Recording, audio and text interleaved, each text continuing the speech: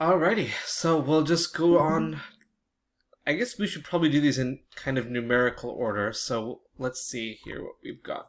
Thankfully, I think it's just you two. So I think it looks like we're going to start with some things. Number 5B. I think that's the first one. Alright, let's do it. Okay, let's start with 5B. Okay, so for this one we are drawing the chair conformations. We're going to draw first, or we can draw both of them. We're going to draw the least stable and the most stable. So, in this case we have a trans 1-3 relationship. We saw this is going to be a not so happy way of doing it, right? With a trans 1-3, that means we have to have one equatorial, one axial. And so we're going to go ahead and think about our substituents on this. So we have an isopropyl group and we have a T-butyl group. Remember that T-butyl is essentially the bulkiest thing that you can put on to your particular cyclohexane. So we're going to want that T-butyl group to be equatorial in our most stable one. And it stands for tert, right? Tert, yeah, tertiary. Yeah, so you can have a secondary butyl, which is on a secondary carbon of a butane, and then tert butyl would be on a tertiary carbon. So, yes. Though I guess it's technically quaternary, but the idea is that you're connecting to a tertiary carbon, one that used to be tertiary. Like tert butane, or like,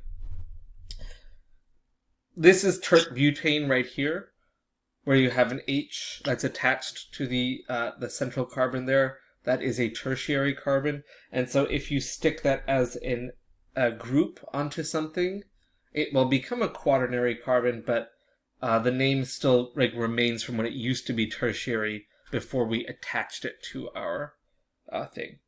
So like when it moves, like for the one that we have to, the second drawing that we have to do? Not quite. So like this is tert T-butane. Right here we have 4 carbons, and so I'm just saying that even though, like, once we attach this to whatever we're attaching it to, this was a tertiary carbon, meaning it has 3 carbons that's connected to it. Now it's technically a quaternary carbon, because it now has 4 carbon bonds to it. So the name tert for tertiary still stays with it because it used to be tertiary. So just pointing that out. Okay, so let's draw our cyclohexanes. Boop, boop, boop, boop. Okay, there we go. So with this, we have a 1-3 relationship, so we can put them on, I don't know, carbons 1 and 3. I will just choose that. We're not given information about if they're up or down, so we can choose which one we want to be our kind of either way. It doesn't matter, as long as they are the opposite of each other. So one has to go down, the other one has to go up. So if we draw these, I'm going to put our isopropyl group on carbon 1. Again, it doesn't matter which one I designate as carbon 1 here, because there's only 2 things and it's just how they're related to each other. So I can put, for example, our T-butyl group here going up and our isopropyl there going down. So they're trans to each other. And then if I want to do the same thing here, our T-butyl group has to be up and our isopropyl group has to be down. So remember that with chair flips, everything that's up still stays up. Everything that's down still stays down. And so we just have to look at these. Here we have the axial T-butyl and the equatorial isopropyl. And here we have an equatorial T-butyl and an axial isopropyl. And since isopropyl is less bulky than T-butyl is, we're going to see that the one on the right here is going to be our more stable one because it has the bulkier group in the equatorial position. For the first one though, it's not supposed to be like that they're both axial, like one is up and one is down. It has to be that, oh, because we want the T-butyl to be equatorial, so we should make it axial in the first one? Yeah, it doesn't matter which one we do first also. We could have put the equatorial T-butyl in the first one. Mm-hmm. Doesn't matter. I could have put the T-butyl pointing down instead. In that case, it would be axial if it were on that carbon. So it doesn't matter which one we choose. So to do first. The important part is that because they're trans, one has to point up, one has to point down. And remember, pointing up and down doesn't necessarily mean axial or equatorial. Like, the T-butyl is pointing up in both cases. Oh, okay. It's pointing like up. I could have also done axial T-butyl and axial equatorial, but facing like one's down and one's straight up. Yeah, sure. So,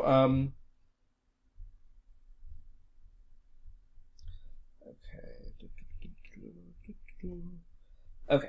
So if we do a down T-butyl on the same carbons, this one would be the axial or equatorial one. And then if we flip it, now it's axial. So both of them are pointing down. Oh, okay. Do we see that? So down doesn't mean that it's axial or equatorial. It just means that it's pointing kind of down away from the carbon that it is on. Like the hydrogen there is pointing up on that. So the purple hydrogen in both cases is pointing up. So that would be a wedge hydrogen, a dash T-butyl group for the way we've drawn it here. For the way we've drawn it up here, we'd have a wedged T-butyl group and a dashed hydrogen. And so you see here both T-butyl groups are pointing up, both hydrogens are pointing down, and it's the opposite case in this one. And we could have drawn, these are just different stereoisomers, but we hadn't covered stereoisomers at this point. And so if we are to put the isopropyl group up because they're trans to each other, let's see. Oh, it's up because it's axial. Okay. That would be how we would put the the isopropyl. So when we're given the name trans, that means one up, one down. That's the part we need to know. And then for axial, equatorial, it just depends which chair you're drawing. So in this case,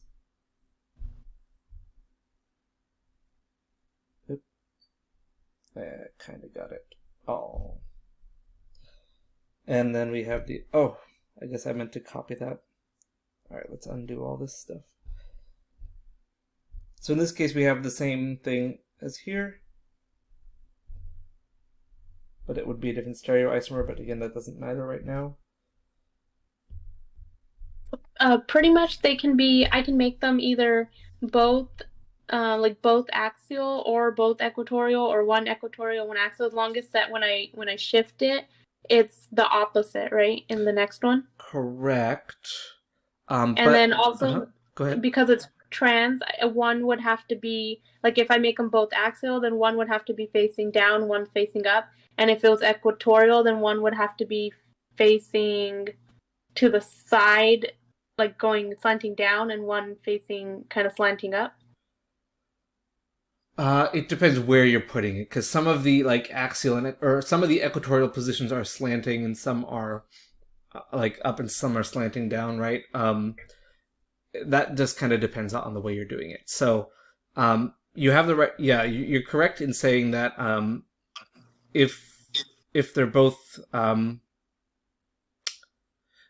see, unfortunately, it depends if they are what their relationship is to each other. So remember we did that whole like table here. We did like the 1, 2 cis, and then we did the trans ones.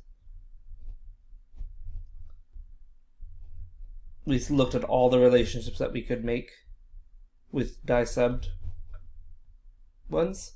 We saw that for some of these,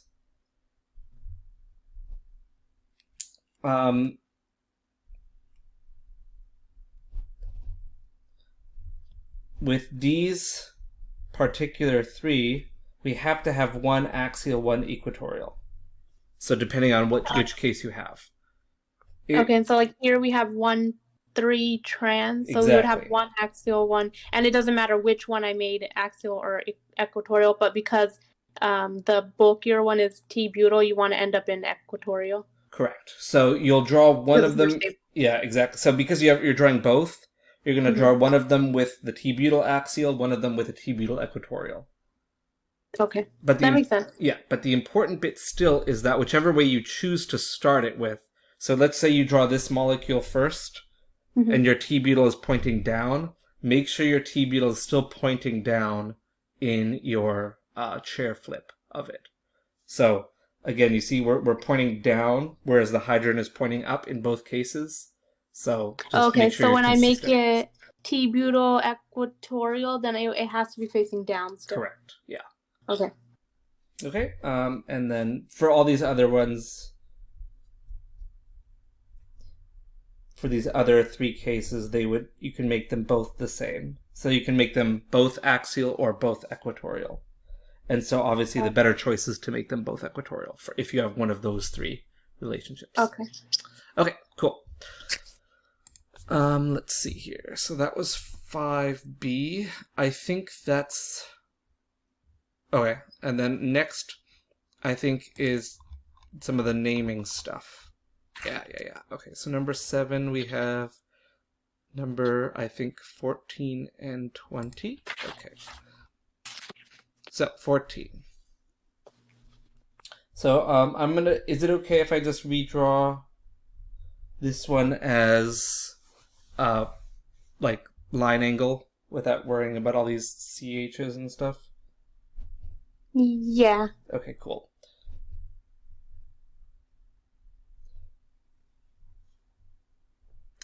So, it may be hard to kind of translate this information, but that C garbage up at the top there, that's a T-butyl group. But it may be hard to see because it's written in this CH3 way.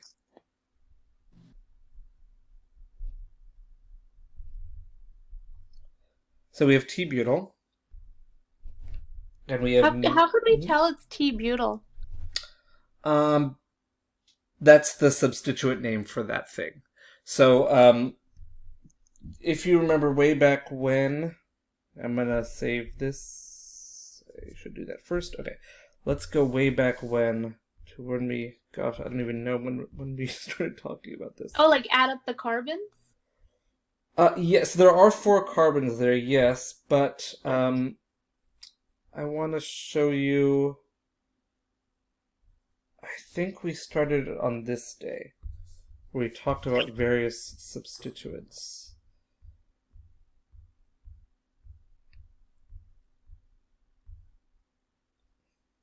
So, do you see here on the kind of right side?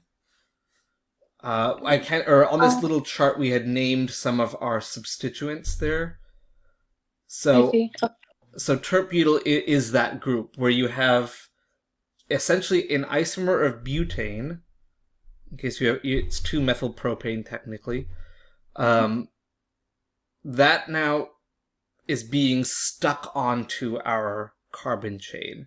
And so it was tert-butane with an H there instead of being connected to the rest of the molecule, but now we are connecting it, so we will change its name to butyl instead of butane.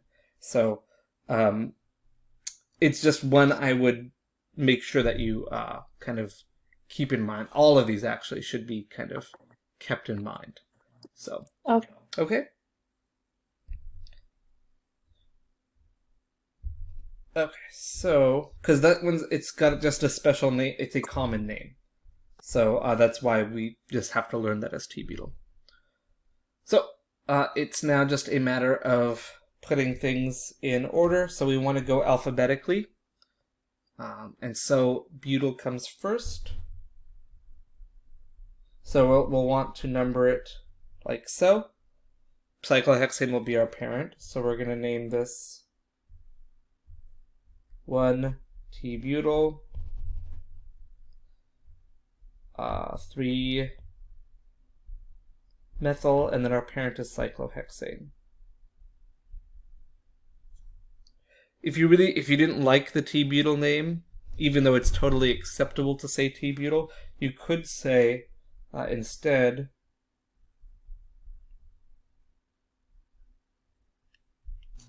Do we count in that direction? Because I did the opposite. Like I put number 6 where number 2 is. So, Do we count in that direction because we're going to? It's the least amount of carbons to count towards that methyl. correct. You want the lowest numbers possible. If you count the other directions, you'll get 1 and 5 as your numbers, right? That's what I got. Okay. Yeah. So you always want the lowest numbers possible. So if we really wanted to do this, dimethyl ethyl 3-methyl cyclohexane. If you really wanted to go crazy and not use T-butyl, you could name it as a substituent with substituents, but that would be just nuts. Don't ever do that. Just put more effort That seems confusing to me because I'm like, wait, it's 2 on. Yeah, then you would have to say, okay, I'm sorry, this is on carbon 1, this is 1,1. So we would say that this is now the ethyl group, and we have 2 methyl groups on the first carbon of that. So that becomes a pain. And so it's just better to say T-butyl. Just like we're going to see with number 20, it's better to just say isobutyl, and that'll save you the headache of trying to figure out what the substituent names are. Yeah, because on 20, like, well, when we get to that one, I got like, I don't know, you're gonna have some dimethyl, crazy, yep. Totally normal. So with this, it's gonna be infinitely easier if we name them as isobutyls.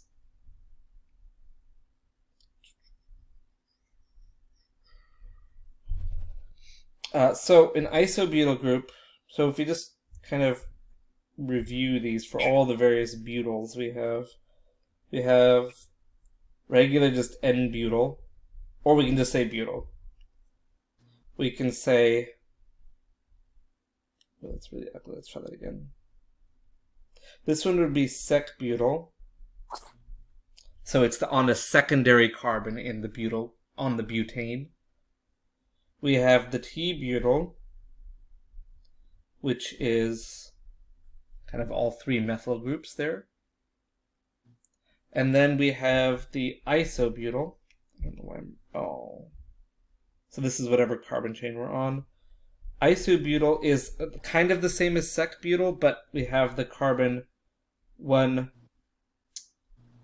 like it's branching off of that side. So we still have 4 carbons in isobutyl. 1, 2, 3. Oops, I totally have drawn too many.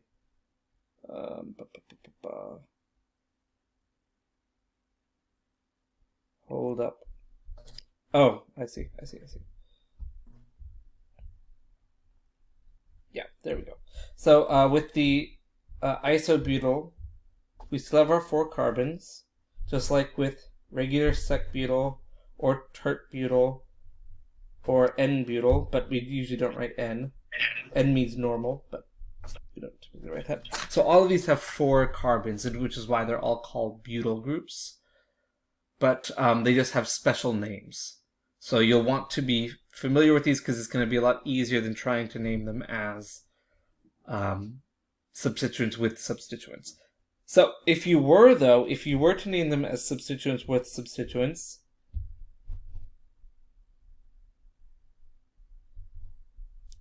you would have to say that each substituent is a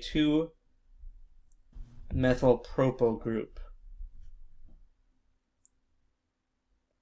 Right, because we always say carbon 1 is the one closer to your parent. And so on carbon 2 of this substituent, we would have that. And so since we have 2 of these substituents, we would say 1,4-di that cyclohexane. It doesn't matter which one you number as 1 or 4, and it doesn't matter which kind of direction you start numbering things, because you're going to get 1 and 4 in either case. But it would probably be easier to just say, oh, that's an isobutyl group, so we can name it 1,4-di-isobutyl cyclohexane. So it'll just. Oh, I got, because when I labeled it, I did the numbers like I put. Well, actually, I did this wrong because I didn't start at any of the methyls. Never mind. So that doesn't make any sense. Cool. Okay. So I would say use this name for it. So just recognize those are isobutyl groups, and it'll save you all the headache of thinking about methyl groups. So, okay. So, okay, it would be 1,4-diisobutyl because the way I labeled it was I know there's 2 methyls coming off, right? Mm-hmm. On 1 and 4, and then I named it isopropyl, the ones that are coming off those.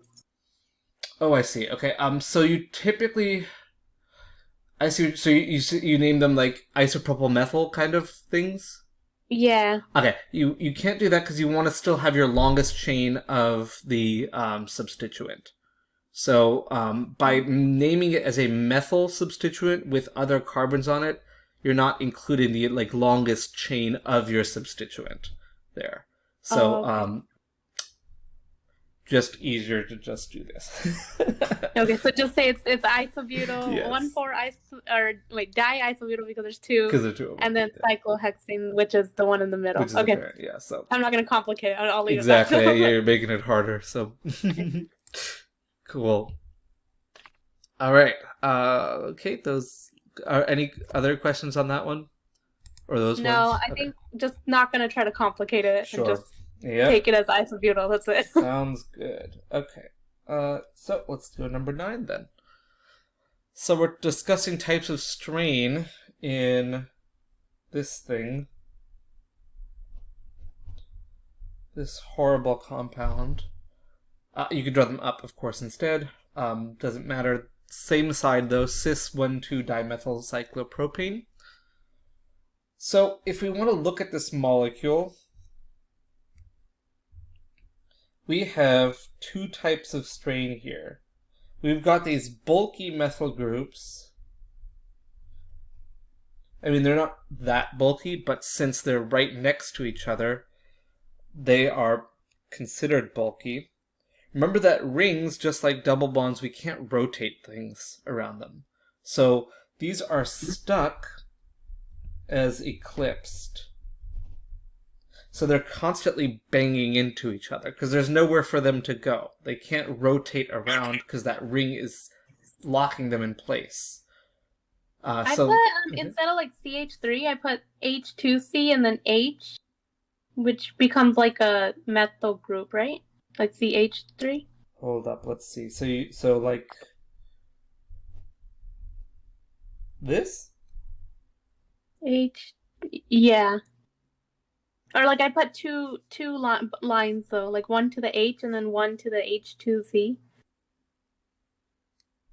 Like a wedge to the H2C and then like a dash line to the H.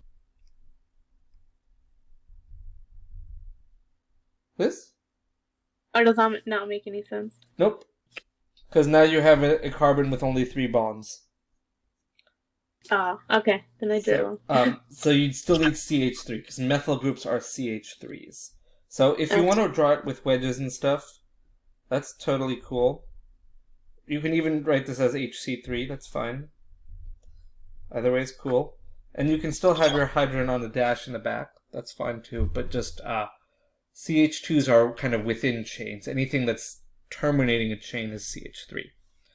Okay, so just draw like CH3. Okay. Mm-hmm. So if you want to include your methyls and do wedges and dashes, you're totally welcome to. No problem there. Okay, so with this, these are totally like stuck as eclipsed to each other, so can't rotate.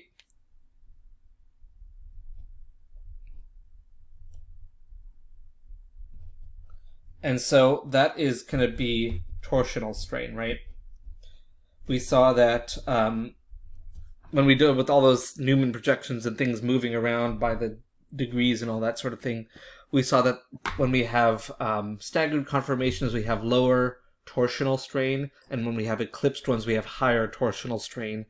And so there's an energy requirement that we need to like rotate through eclipsed conformations. So because those are stuck as eclipsed, we definitely have torsional strain here, permanent torsional strain.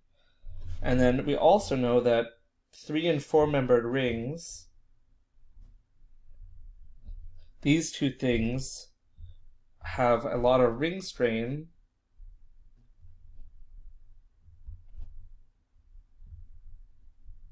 because the like geometric angles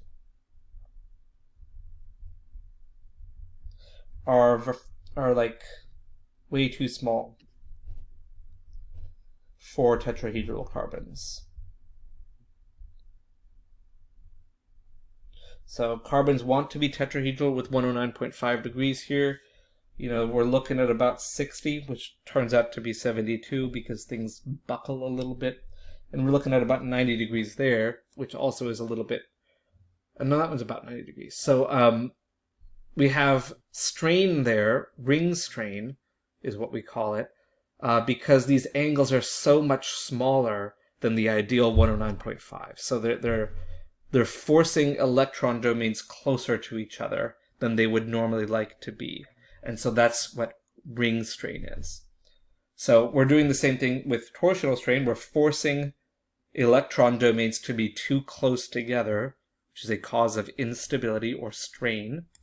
And so in this case, it's torsional because those two can't move past each other. They're stuck as eclipsed.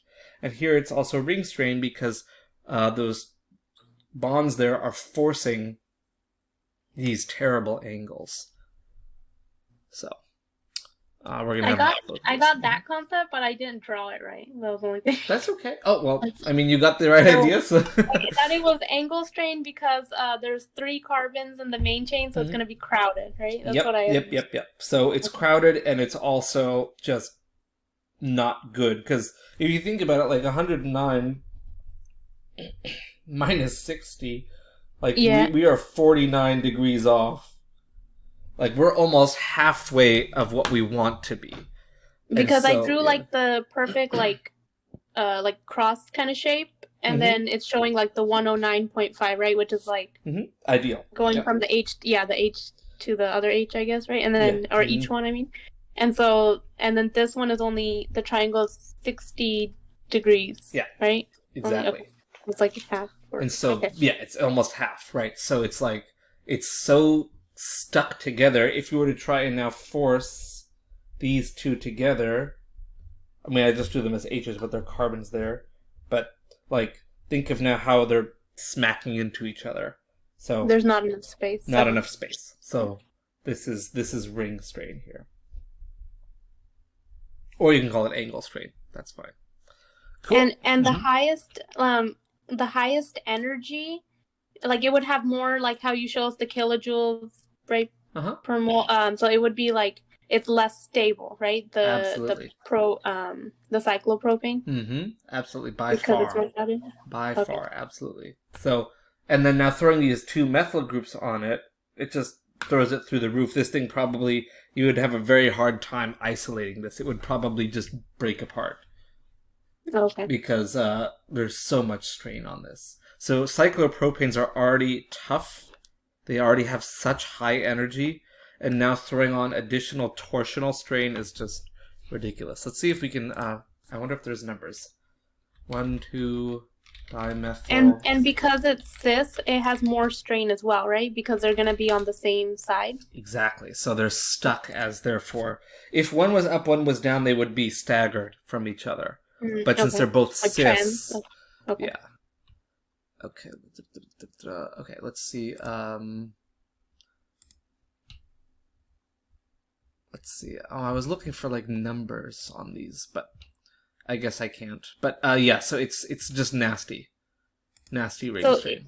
Is it like ring strain and then what's the difference? Like, because I looked up 2 concepts and there was ring strain and angle strain. Yes. So the angle strain more talks about torsional strain. So I mean, we can try and draw a Newman projection for this.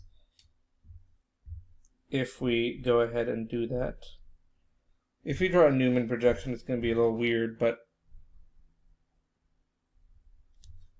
look at what's happening here. So we have, let's see, we've got H, and then we've got this like other carbon business that's kind of hard to draw. But now look, we also have... This thing is permanently locked in eclipsed things. So when you eclipse your Newman projection, when you have the molecule or substituents overlapping, remember we saw that they can kind of bump into each other, and so that's destabilizing. This compound is locked this way, so it can't rotate. So those methyl groups are stuck bonking into each other. Okay. And so that one's going to have higher angle strain than something like the trans one.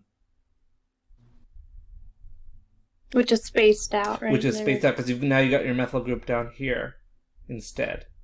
You still have this, like, weird ring thing here, but, like, we saw that this is... Having two methyls was, what, 11 kilojoules to have them permanently stuck this way? Mm-hmm. And that's 4. That's 6, so we have 12 versus 15 kilojoules here. So that's the angle strain, the torsional strain. So we can't rotate this because of that ring. Rings can't rotate, and so we're stuck with them right next to each other permanently with this higher strain. So okay, so essentially it's the same thing, but it's just talking about, like, one is the angle that each one is between, like, the methyl is, and then like the the other is just the ring itself. Yeah. So. Okay. Okay, so essentially it's the same thing. There's multiple bad parts about this. So we have the light blue circled ones, which are going to cause that torsional strain, and this one will give us ring strain here. So we have two components of this molecule that are going to give us two sources of strain. Okay. Okay. Cool. Okay, so let's go ahead and... Oh, we've got to pick up the pace, I think, a little bit. Okay, so let's go to 11. We have C and D. Oh, good, you're both asking the same. That's going to save a little time. Okay, 11, C, and D. Okay, so that's these two. Alrighty. So, cool. Let's just first draw these as any... I'm going to draw them as the Newman projection as they're drawn, like, on the wedge dash, and then we'll talk about how to make them more stable and less stable. So, first one, if we looked here, we've got on the back we have a T-butyl. On the front, pointing down, we have an ethyl group. On the right, we have an isopropyl.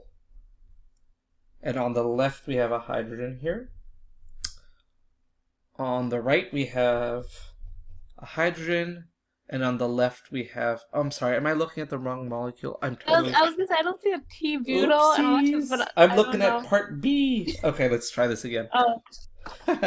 Okay, so, I'm sorry. Like, I don't know that well myself, so I was trying to make sure. No, yeah, you're always be like, what? Okay, so those two are our front and back groups there. We have an isopropyl in the front and a regular propyl in the back. On the right here, we've got a in the front carbon, we have a phenyl group on the right, and we have a methyl group on the left. Sorry, that's an no, I'm sorry. That's on the right still. Stuff on the right is wedges. Okay. And then on the front carbon on the left, we have an ethyl group, and on the back carbon on the left, we have hydrogen. So remember that the stuff on the right are your wedges. Stuff on the left are your dashes in your Newman projection. So, when it comes down to thinking the most stable for any of these, that means you want the anti-staggered form, which means that your bulkiest groups are opposite sides. And so we have to consider what are the bulkiest groups on our on this molecule. And so I'm going to just hop back to... Gosh, I don't know when we talked about this either. I have just so many I get classes kind to... of Yeah, go ahead. confused, like when I'm looking at the actual structure, Mhm. and I'm trying to draw like the original Newman projection. So Okay. how do I tell like what the dashes are? Like I know one of them is hydrogen because it's labeled, but then the other one it just has like a line. That's right? an ethyl group. Yeah, we can go over that for sure. But while I'm on this page, we'll just, if we just reference the bulkiness, and then we'll come back to how to identify that as an ethyl group. Okay. So if we're looking at this, we had on the front carbon isopropyl, ethyl, and phenyl group. So isopropyl is going to be our bulkiest of those three. On the back carbon, we have hydrogen, methyl, and propyl. And so our propyl group is going to be the bulkiest one there. Okay, so with that's on the notes from September 15th, by the way. They're like bulkiness stuff. Okay, so back to this.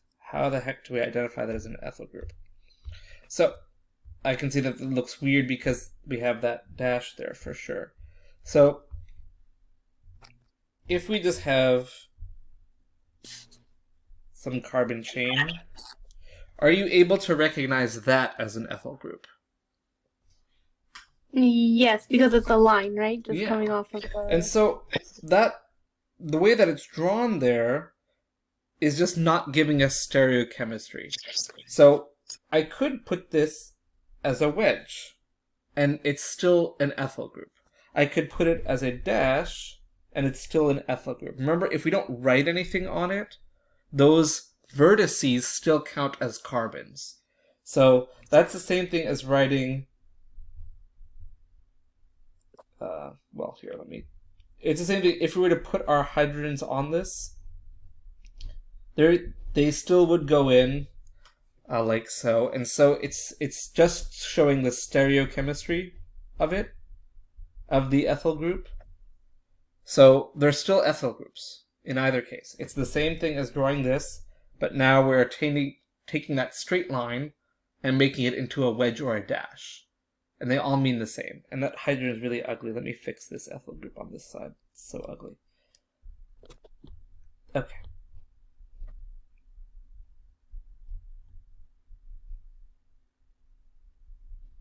So it's kind of training your eye that any of these, it doesn't matter if we have them as straight lines, as wedges, or dashes, they all mean the same thing. So we can have a T-butyl group also on a dash, or we could even have a phenyl group on a wedge or a dash. It's all the same. So if ever you're like, what the heck does this mean? Maybe just redraw it as a straight line instead. And be like, oh, okay, now I can see it's an ethyl group. If we just kind of redraw that, instead of as a dash, just as a straight line. So if I take that... What do we even have here? We have that benzene. If we just get rid of your wedges and dashes, maybe it'll be a little easier for you to identify this as an ethyl group. So just pretty much look at like it could be a wedge, it could be a dash line, or it could just be a regular line, and just look at what's coming off of there. Exactly. Exactly. So, chem is fun. I get caught up in that when I look at it and I get confused. Yeah, I know, and I get it because you're not used to. You should probably still figuring out the skeletal structures. Like I get it. It's still week 5. We've only been seeing these for a few weeks. Like, I get it.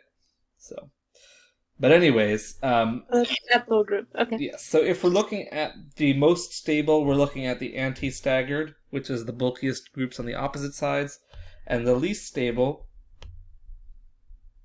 will be the syn eclipsed, which means that your bulkiest groups are right next to each other. The shape that's on the top, Mm-hmm. is that a 1, 2, 3, 4? It's a phenyl group. Okay. I think, yes, the benzene there. Oh yeah, benzyl. Okay, No, not benzyl, but phenyl. Benzyl means one carbon in between. So, so if it's directly connected to the benzene, that's a phenyl group. If it's one carbon away, so I'll just draw it on here. This would be a benzyl group. This one is benzyl. This one is phenyl.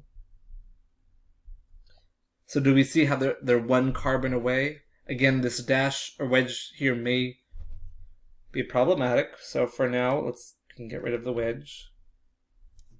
But a benzyl group has one carbon in between itself and the parent chain. So there's one carbon there in between the benzene chain. And the other one is directly connected, yeah. Okay. And those are aromatic. Yeah, aromatics. Okay. For sure. So, if we want to figure out what is what, we want to see what our bulkiest groups are. And we saw that it's the isopropyl and the propyl. So we look at what's on the front carbon, choose its bulkiest group. Look at the back carbon, choose its bulkiest group. And then we'll see how to get them to be stable and unstable. Apparently, in this case, I've already drawn the most stable one, because our bulkiest groups, which we saw was the isopropyl on the front carbon and the propyl on the back carbon, those are already anti-staggered. So they're already as far from each other as possible. That's going to give us our best, most stable Newman projection here. So this one is already the most stable. Lucky us.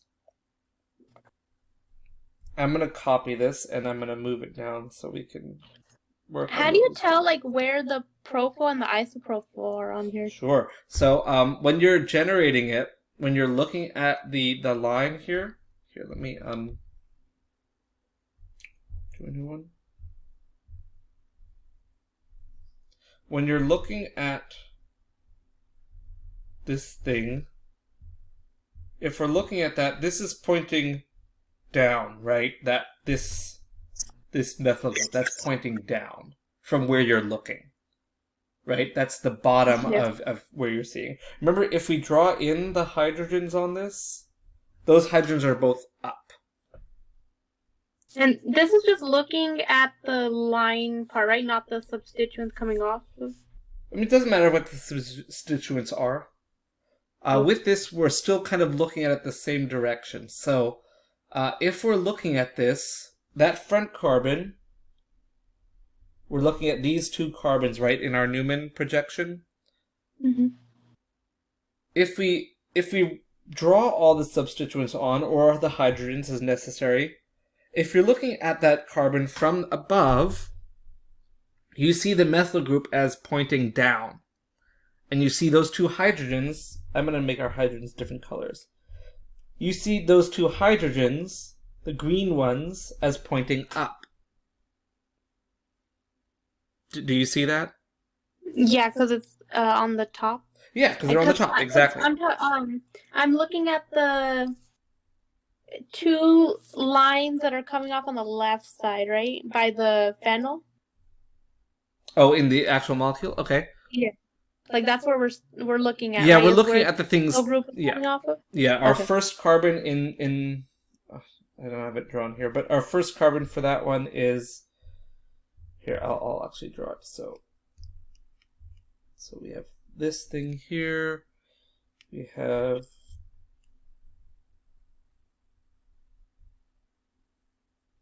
the phenyl group there. We have an ethyl group behind.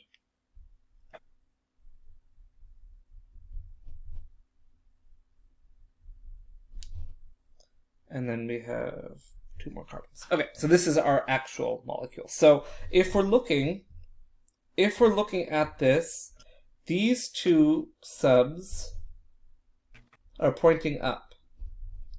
And this thing is pointing down. So we're looking again at the first carbon, the front carbon. Did I just wrote poing? Okay, let's fix that. Pointing. So those two are pointing up, right? And our isopropyl is pointing down. So that's why, have I copied it? Yes. That is why in our Newman projection, our isopropyl group here is pointing down, and these two are pointing up in our Newman projection. So it's just a matter of like kind of looking at where your eye is. So you see that the isopropyl group is below our eye line, so that's pointing down, Yes.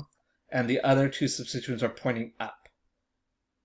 And then we just have to remember as well that everything that was a wedge will go on the right side of your Newman projection, if that's the way you're looking. And then everything that's on a dash will go on the left side of your Newman projection. And it's propyl because it's facing up and it's two lines like that? Like where the two lines... The isopropyl or the regular propyl? In the back? The regular propyl. Regular propyl, okay. So we know it's propyl because we have 1, 2, 3 carbons there that are stuck onto our carbon of interest. So if it were just a CH3, oh no, oh my gosh, let's not do that, okay. If this was just a CH3, we would say that's a methyl group, right? Yeah. If we say now, I've added another carbon, now we have an ethyl group.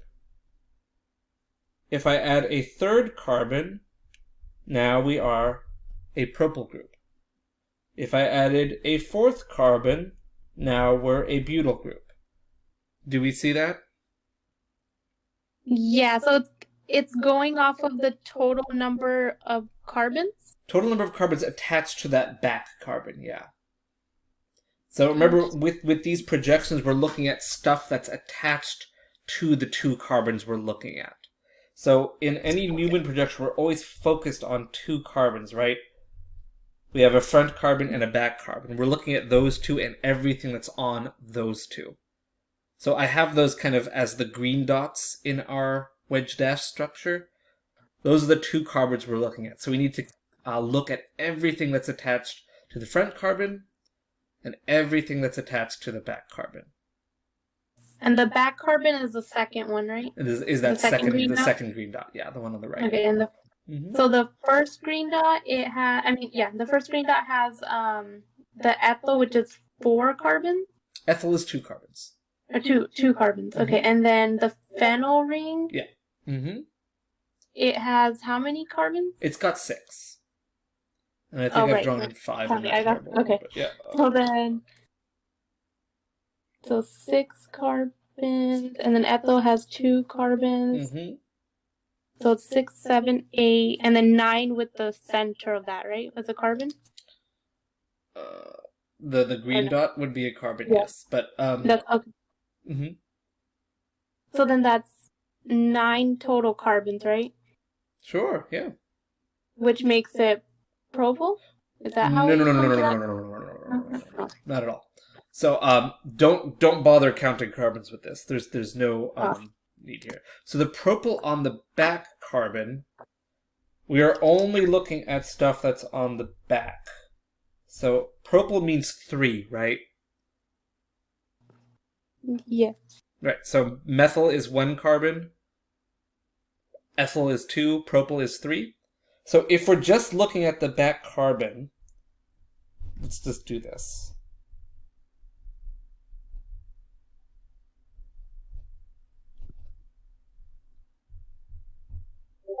If we're looking at this carbon right here, which is our back carbon, we have 4 things on it, right?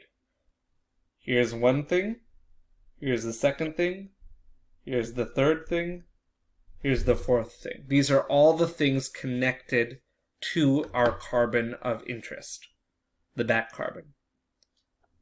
Is that part okay?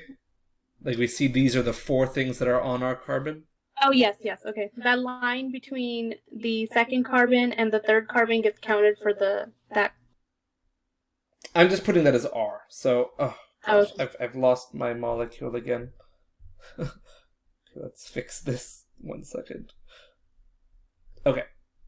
I'm saying, I mean, if I really wanted, I could say, I'm just saying that, I'm going to just circle it in orange. I'm just saying all this stuff is R. R just means I'm substituting something else in there. So Oh, okay. that orange blob is R. So just so I don't have to redraw it. So all that stuff... Oops. All that stuff is this R. So that's the other carbon that has the phenyl and the ethyl and all that. Okay. So, but everything that's on this carbon, we can identify it. Right? If we look at this is a hydrogen. If we look at that is a methyl group. And if we look at that is a propyl group. Because that's 3 carbons, right? If it's 1 carbon, it's a methyl group. If it's 2 carbons, it's an ethyl group. If it's 3 carbons, it's a propyl. Okay, this makes sense. So we're like breaking it up into sections. We're looking at 1 carbon at a time for those 2 and carbons. That's the largest one, so that's why it goes on the top. Yeah, so for our anti-staggered one, we want those the opposite. Back carbon. Okay. Mm-hmm. So then the other one, we would just break it up, but it's going to be for the front carbon, right? Exactly. And so we have ethyl already because that's the dash, right? So that's taken care of, and then the phenyl is that's the most. Actually, isopropyl's the bulkiest. The wedge one. My bad. Okay, and then the other one that's left is simply the thing on the edge, right? Like the the green circled thing. Yeah. Right. And that would be isopropyl. Isopropyl. Okay. Okay, that makes sense. Yeah. And I just need to divide it essentially. Yeah, right? it's there's a lot of information with these. So with this one we have our bulkiest groups staggered from each, completely staggered, anti-staggered from each other, which is ideal. And if we want to now have the worst one, we need to rotate this so that the propyl and the isopropyl are next to each other. And so if we want to rotate that, just in the interest of time here, sorry. If we want to rotate this, we're going to probably want to rotate our back carbon 180 degrees. Right? That'll now put our propyl right behind the isopropyl. So half circle. We're going to rotate it completely halfway around so that we're going to end up with the bad one. Because I'm asking you what's the worst, what's the best. So the worst the interest would be to get the propyl next to the isopropyl because they're both bulky. Because and so they're the bulkiest groups of their carbons. Yeah, exactly. So we're leaving the front carbon alone. Everything stays the same. And so when we rotate that propyl down, we end up now with methyl on the left side and hydrogen on the right side. So we're just rotating it 180 degrees. So if we move that propyl all the way down, the methyl everything ends up the opposite corner of where it used to be. So methyl used to be bottom right, now it's top left. Hydrogen used to be bottom left, now it's top right. Propyl used to be top, now it's bottom. So we move the back carbon, right? Because we're only going to move one of them. You could move the front carbon, it doesn't matter, but just whatever way you do it, you have to align up the bad groups there. Propyl and the isopropyl, okay. And so this one would be the least stable. And this one would be the most stable. So it is all just about looking at your bulkiest groups. Your most stable will have them anti from each other. The least stable will have them syn to each other. Oh. Okay, so that's anti, syn. Okay. Alright, so we just got a few minutes. Let's go ahead and...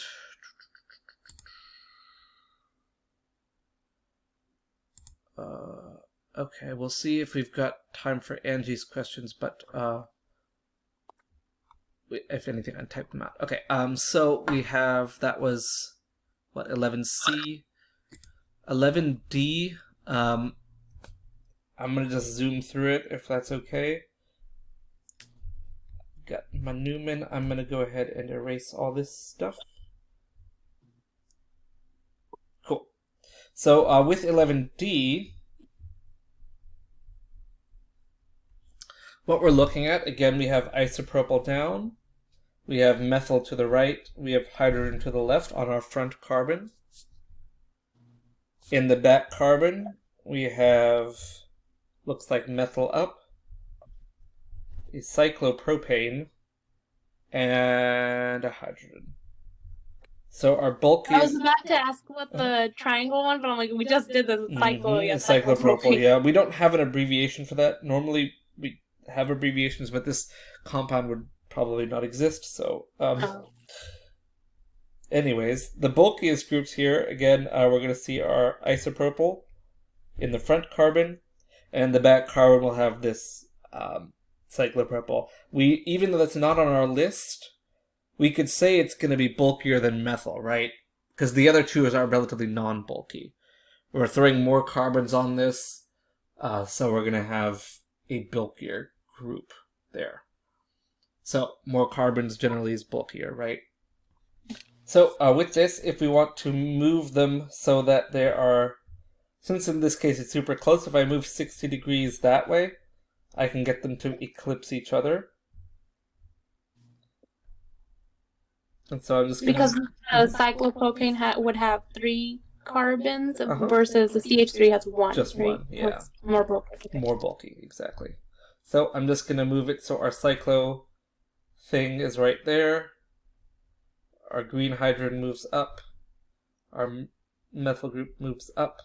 And so we end up now having our syn eclipsed. And that's going to be our least stable one. And if I want us to get the most stable one, I need to move our cyclopropyl group to the opposite side of the isopropyl. So remember, you're always going to have 180 degrees in between. So if I rotate now this thing 180 degrees, I can get our anti-staggered. So leaving the front carbon alone. If I move everything 180 degrees, just flip it all, our cyclopropane goes up, hydrogen goes down, and the other one is the methyl group. And so now we have our anti-stagger. This will be the most stable. So generally, to make it most stable, you want to put the bulkiest groups like opposite. 180 degrees apart? As far from each other as possible. Yeah. Down. Okay. And then for the worst, you want to put them as close as possible. Okay. Okay, so that would be 12D. So let's do 11D. We got a couple of questions for 12. You've got 12F, and Sarah just has 12. So let's just do 12F then. So A, B, C, D, E, F. Okay. Oh, more of your favorite things here. So 12F. I have a hard time drawing the shape when we change it, like the opposite way. It just looks the same, but I'm trying to draw the opposite. Wait, what do you mean by opposite? Like the... Like when you have to flip the shape. Oh, flip the chair? Yeah, flip the chair. I see. I get how to draw the first one, because I saw like you draw 2 lines and then you draw the little and connect them. Oh, I know. And then when I flip it, like I have the hardest time doing that. I have an easier time with a flipped one, honestly, for whatever reason. I have a harder time drawing the one that I normally draw, so go figure. I found online that they said you draw like 2 lines and then you draw the zigzags. Yeah, like you could totally like do some, I don't know, something like that. I don't know, that doesn't really work. And then I'm like, when I flip it, I have a hard time doing it. Yeah, it's a skill. It's something that takes time. So, if we are looking at this one, we can recognize this is a 1-2 trans relationship, right? Yes. So, they're next to each other, and then, so if we go back to our chart that we had earlier, way back here, 1-2 trans means we can both have them the same. So, we can have them both equatorial or both axial. So, ideally then, we want the good one will have them both equatorial, and then the bad one will have them both axial. So, let's just see what we can do here. Notice our butyl group is pointing down because it's on a dash.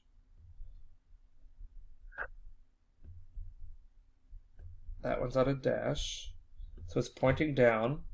So we should have our butyl group pointing down, T-butyl group pointing down. Our sec-butyl group is pointing up. And so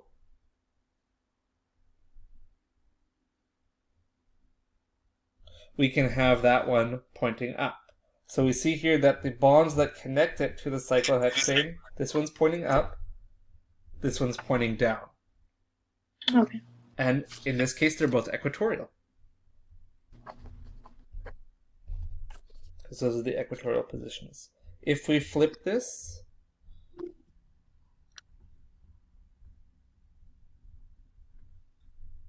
see, look at how much better that one is. Okay, anyways, if we put our isopropyl, or our T-butyl group down,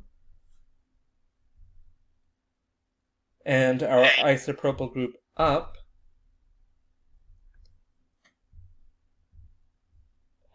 so again, this one's up, that one's down. These are both axial, which is going to be the less happy one. Least stable. The least stable, yeah. And so, since we can put them both equatorial, that'll be our happier one. They're pointing away from the cyclohexane. So in this case, the original one, I'm sorry, I lost the carbon, but yeah. Go ahead. It's pointing. Oh, it's pointing. They're both equatorial in the original one, right? And they're in the they have to be. They're trans. So that is the most stable one, right? The original one. Yeah, this one on the left. Yeah. Because they're both equatorial. Okay. Yep. So like the original one that you give us, it might be the least stable or the most stable one. You mean this? Like the one that's given, like how it's drawn out. Well, these are both the same. These are both drawn out. These would both be equivalent cyclohexanes you could draw from this. Oh. So what's they're both the same thing. They're just the flipped 3D version of it. In both cases, our our sec-butyl is still pointing up. It's still pointing up. Our purple bond is down. That one's pointing down. The blue bond is pointing up in both cases, and our blue bond is a wedge. So wedges are always pointing up. Dashes are always pointing down. So both of these are still they're both equatorial, right? And they're both trans, and that's what we want for it to be most stable, right? Yes, absolutely. But someone might draw the least stable one first, which is totally okay. As long as things are pointing down for the T-butyl and pointing up for the sec-butyl, that's the important part. So whichever one is drawn first doesn't matter. And again, you could put them on different carbons too. You can say, okay, I'm going to say that I'm going to put my T-butyl over here for some reason. I'm going to have it pointing down. And I'm going to have my sec-butyl over here pointing up. You could draw this as well. This is the same thing as this one. These two are the same. Like, it doesn't matter which carbon you use. It doesn't necessarily mean that we have to draw it on carbon 1 or 2. We just have to make sure we draw the direction correctly. Yeah. So, I mean, in this case, I've drawn this as carbon 1 and carbon 2, right?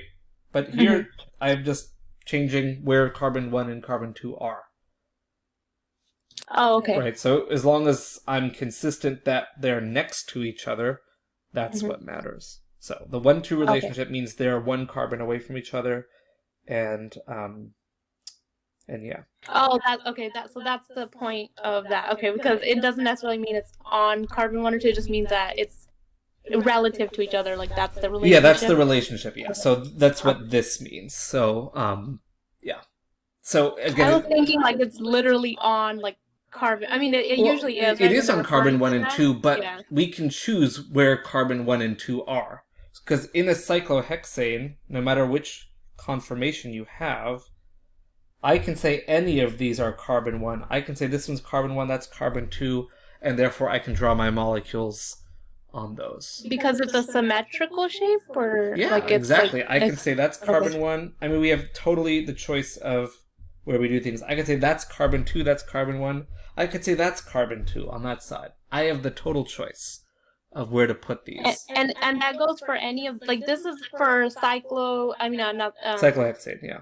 Yeah, cyclohexane, but it could go for even like a cyclo, like a benzene, right, or anything like they're symmetrical, like so you could put it on any, or the I forgot which one was that. This is cyclobutane here. So yeah, cyclobutane. So 4.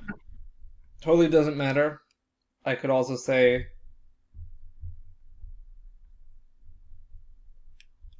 I could have numbered these either way. I could draw it whatever angle I feel like drawing it. These are all equivalent to each other, and the numbering would be the same. So whichever way you want to do it, doesn't matter. All right. That makes sense. All right. We are a little over time, but that's okay. So the rest of the number 12s are the same. You just kind of want to take a look at what your relationship is between your substituents. And if it's one of these dark blue ones that has one axial, one equatorial, put your bulkiest group equatorial for it to be the most stable. If it's one of the green ones here, where they're both the same, put them both equatorial. Okay. All right. Oh, so like the one just before it, that would be cis, right? It would be. Let me see here. 1,4 cis. Yeah, that would be 1,4 cis. Yeah. Mm-hmm. Because they're both wedges. Because they're both wedges, exactly. And then that line coming off is the ethyl. That's an ethyl group on the bottom. Yep. Okay. Mm-hmm. Okay. So, see, you're getting them bit by bit. It just helps to like kind of see what to like. This is really helpful for me because it helps me go through the process. Of course. Well, at least I get it. All right, let's see what Angie's got for. Go ahead. Oh no, that was it for the questions that I had. But what were the ones? So she's got homework 1, 10B and C. Why is the carbonate? Okay, let's see.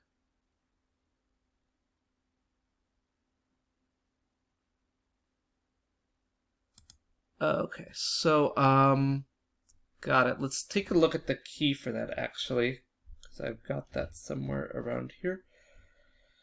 Somewhere. I think it's this one.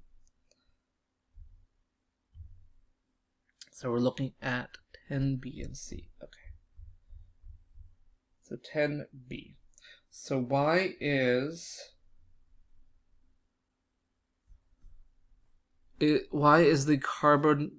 carbonation, I think she means carbocation, a significant resonance contributor if the positive is on a secondary carbon? So why is that one a significant one? I would probably say that's minor. I would say that this one is going to be here. This one will be our major. And then she also asks significant and major. Significant can be major and minor, I would say. So both of those would be significant. I would say that these other two, this one is going to be a minor contributor to this. This would probably be also minor, but this would be the worst one. And then, so for question B, she got 4. Let's have a look. Probably moving the other one from the... Yeah. Okay. Yeah, so, but, and that, yeah, that's fine. We could technically do that. So, but I would say that at that point, you're just making the molecule worse than it's already drawn. So, did she resonate further on this one? That's the problem. So the problem with drawing it, you'd have to try and draw it resonating like that. I'm going to actually come to a new page, Angie. I would say all three of those could be considered significant. Let me go to what we're doing here. So the reason we can't draw what you've drawn there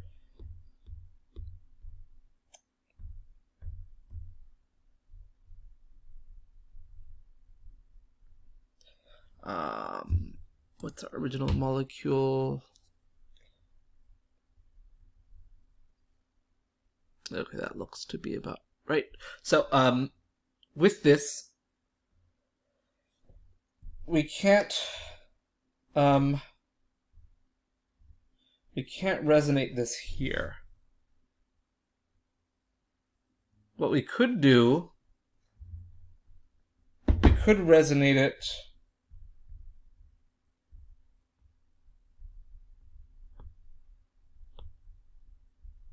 we could just resonate this onto one of the carbons, but that would just add more formal charges, which I think you do note. You end up with... Well, you can't do this one. Because if you do this one, if you try and do it this way,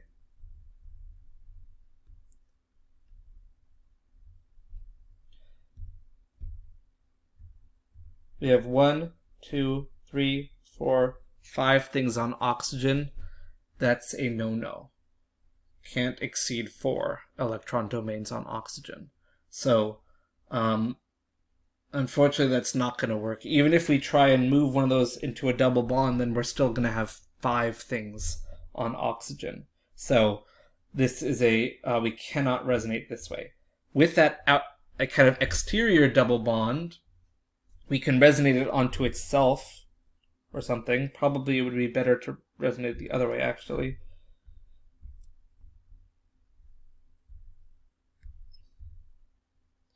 If we did that, though, we're just adding extra charges, and I think you note that. Like, if we just try to do that,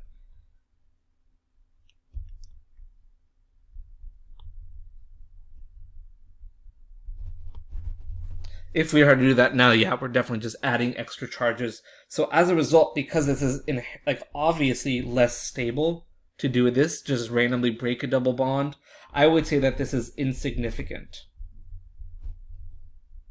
Because it is just objectively much worse than our original molecule was. So significant ones I would say are major or minor, things that improve or at least resonate away the charge that you're trying to resonate. So the purpose of resonance is to kind of share the burden of instability. So this is our point of instability on this molecule. It's that carbocation. And so anything we can do to move that around will be significant. That will help stabilize it. However, if we just make extra formal charges, that's always bad. So I would say that's insignificant. Significant, I would say, are major and minor things. So major things will be improved after resonance. So, for example, when we moved the positive charge onto the oxygen and filled the octet of the carbocation, that's a major contributor because we've made it better. We've made it more stable by resonating it. Minor contributors are going to be things that may not necessarily be improved, but we're still resonating them. So we can still resonate, but maybe in like your resonance form, after you move the arrows, maybe it's not improved at all. That would still count because resonance of any sort is still helpful, but maybe you're not making a better molecule than the one you started with. That would be a minor contributor. Okay?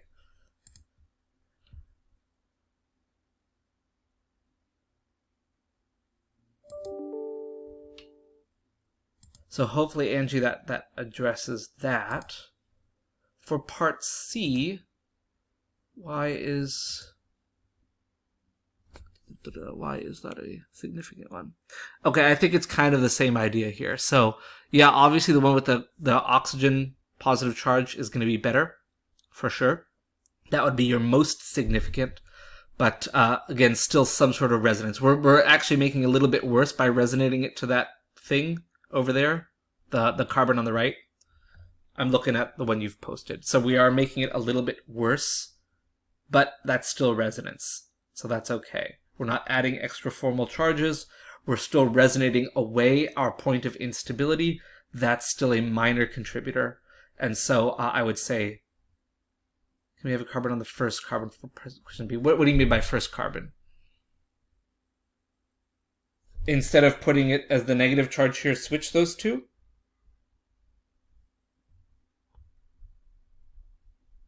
Like that?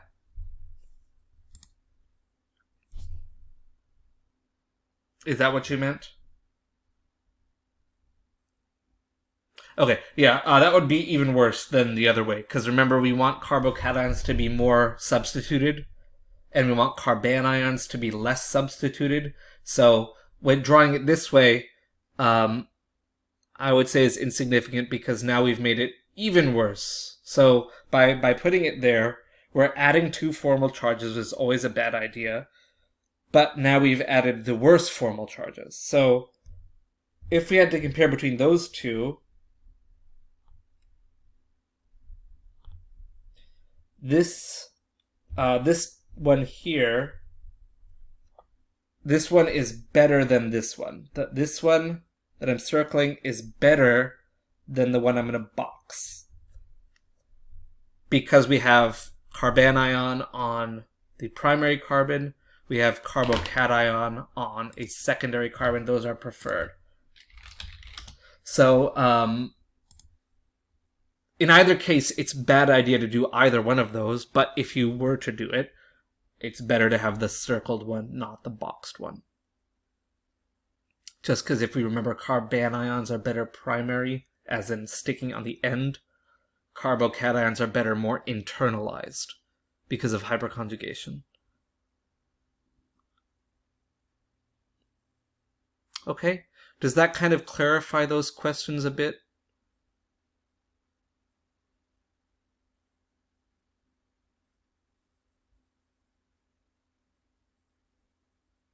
Cool.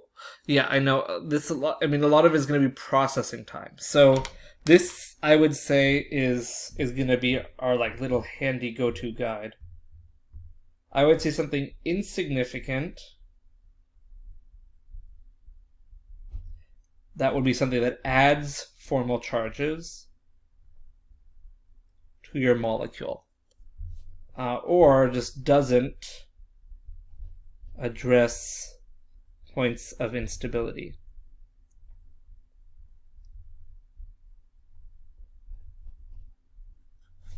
So for example, if we have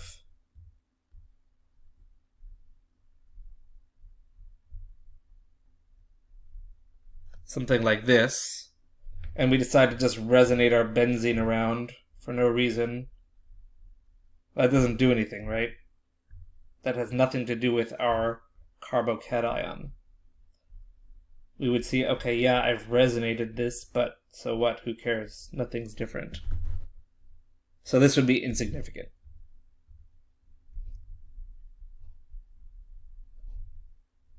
And just, I mean, this problem can't, there we go. So if we do something like this, that just doesn't do anything. We've messed our double bonds around, go ahead, that's resonance, but who cares? Insignificant. If, however, we decided to actually do something about that carbocation, then yeah, we would be still making that happy. And so major and minor, I would still say, are significant, both of those. So I would make the distinction here. Okay, so this would be kind of our rules for evaluating resonance forms. So significant ones are either a major one would improve it, or it would be more stable. a minor one would resonate something, but maybe it doesn't necessarily make it that much better, or it makes it a little bit worse. That's okay, as long as it's addressing the point of instability. So if it's a negative charge or a positive charge, as long as something's being done with that charge, that can still be a minor contributor. Anything that doesn't deal with your problem, or makes it far worse by adding extra problems, those would be insignificant contributors. So like with this, I could totally just say, I'm going to now make this into a negative charge here and a positive charge somewhere else, but why? Like that would just make it worse. So that's kind of the distinction there. Okay, so that's what I would say. Cool. Alrighty. Went a little bit extra overtime, that's okay. Thankfully you guys were the only review I had today, so. But yeah. Alrighty. Thank you so much. Of course. I really appreciate you working through all those for me. That is fine. I'm happy to do it, so. Whew. Okay, so it'll be good. So I'm going to go ahead and stop the recording